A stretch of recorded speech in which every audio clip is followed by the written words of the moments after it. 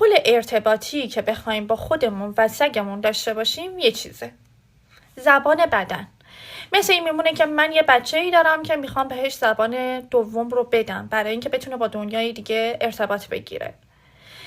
برای اینکه این سگ‌ها بتونن با ما ارتباط داشته باشن و این حیوانات ما رو درک بکنن، زبان بدن نیازه. و این چیزی بوده که از قبلم بوده، چیز جدیدی و عجیب غریبی نیست.